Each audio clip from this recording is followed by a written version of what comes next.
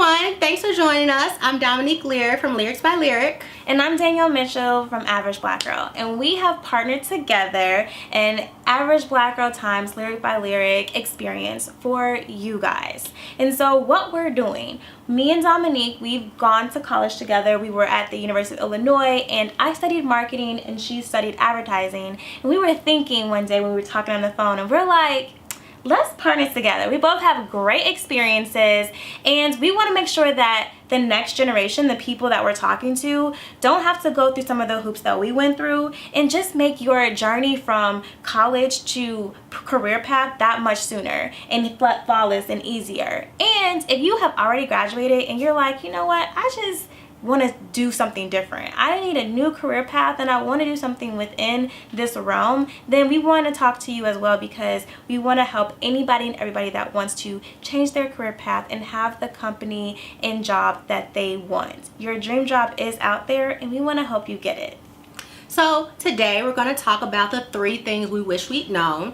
And I think it's really important to actually talk about the things that we went through, the things that we learned, so that you don't have to do the things that we kind of did wrong, some things right, but we've fleshed it out. And we know exactly what you should be doing. So the first thing we want to dive into today is all about your personal brand. So you might say, what's a personal brand? Well, question to you. If someone was to go on your Instagram account right now and they scroll through your pictures, what are words or different things that they would associate with you? Is it that you're a foodie? Is it that you're very adventurous? These are all words that kind of encompass your personal brand. So when you talk about, oh, I'm this, I'm that, you want to make sure that what's out there in the social media platform atmosphere is matching up with what you say you're trying to do. So the first thing we want you guys to do is go ahead and Google your name, because you want to know what's out there. Is it you having a fight over some boy with a girl and it got so many comments that it went viral? Is it you maybe not scantily clothed, but you're looking to work for a law firm? Or is it you, a recent graduate from the University of Illinois, someone who's saying they graduated with honors? Is it pictures of you with your family? Now, those are more things that I would be more comfortable with. At the end of the day, it's your personal brand, and you just want to make sure it's consistent. So if you do want to go viral from a video of you fighting, that's your personal brand, you stick with it. But that's what we want to kind of talk about today. Be confident in your personal brand and be consistent with it. So ultimately, we want to first, like I said, know exactly who you are right now, and then we want to charge you to go ahead and think of 3 things that you want to be known by. Because ultimately, you can't be the jack of our trades, but you can be known in specific things. And why do I say 3 things? Because you want, when people think of a certain topic, maybe it's foodie, maybe it's marketing, maybe it's being creative. We want people, when they think of that, to think of you, and therefore that's how opportunities arise and come. Because ultimately, people, corporations, they want to hire someone that's serious about that industry and that has certain experiences. And so we want to always take it back into a real world example. So think about someone that does nails at their house but is also selling cakes, right? You know from that experience that they do a lot of different things, but because they do so many different things but nothing at expert level, that you can charge lower. But think about one of those, think about Cake Box, right?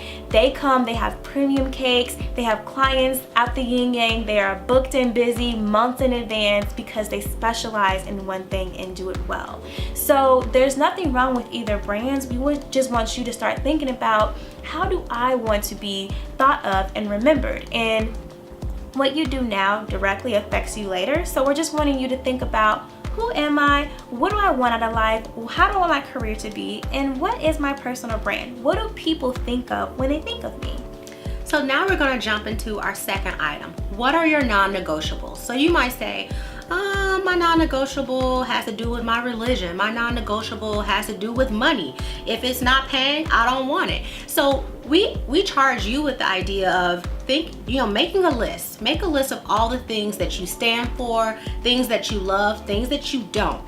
And the reason why we want to make sure we balance this with the things you love and the things you don't is because this is all about being real with yourself. We're not pushing delusional future business leaders. Right. We want you to be honest and realistic with your expectations for yourself. You're building your personal brand. First thing you got to do is nail those non-negotiables. For me, at this point in my career, I'm an experiential event marketer. I know that I love the experiential space, so me tapping into more traditional media, that's something that I'm, at this point in my career, not going to necessarily do. Of course, you get to make those decisions as you get more experience. However, that was a non-negotiable for me right now in my career. Also, a non-negotiable might be, the fact that you might be afraid of blood or afraid of animals. I don't think you should be a vet if you're afraid of dogs.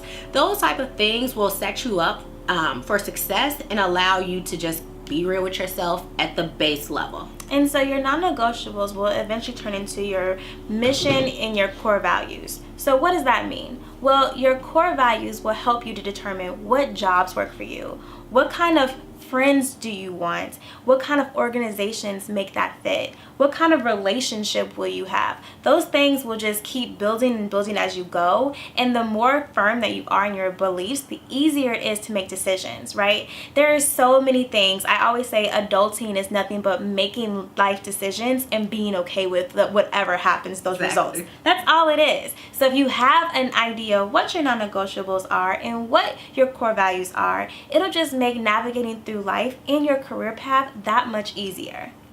Okay, now next we're going to talk about something that's so important, and it starts with today. So today we want you to start building your personal brand. So you say, what does that mean? I mean, I don't have the money. I don't have that capital to start my fashion blog business. Well, actually you do. A lot of these things are free, and Google is free. So you should start working on your personal brand today. That can start with the way in which you carry yourself in your classrooms at school. That can also start with the way in which you carry yourself at your current workplace. If you're trying to be promoted, you need to start to act in the manner of which you're going to be promoted to. So if I'm an account director and I'm trying to be SVP or a partner, I'm going to start to take on more projects that prove myself to be worthy in that position. So one thing we always talk about when we talk about starting your brand today is, how can I do this right now? Well, one thing where I started my personal brand at a very young age was just simple. How do you introduce yourself to people? And it's really simple. One thing that both Danielle and I do, we always smile. So the first thing you want to do is you want to smile. No one wants to talk to anyone who's not smiling. I mean, wish you want to look at me this entire time like this. No, I don't want to even look at the camera like this. So the first thing you want to do is smile. You want to be enthusiastic, and you want to show that you're engaging person, and what you're saying is about to be so important, even if you keep saying the same thing over and over. So if I was to introduce myself, in college, I would walk up to a recruiting professional. I would talk to all my professors the same way, because you never know who could help. I would say, hi, my name is Dominique Robinson. I am a junior in advertising. I'm looking to secure a job at a top advertising firm. I am obsessed with Leo Burnett and their work in the marketplace, and I cannot wait to graduate to work there one day.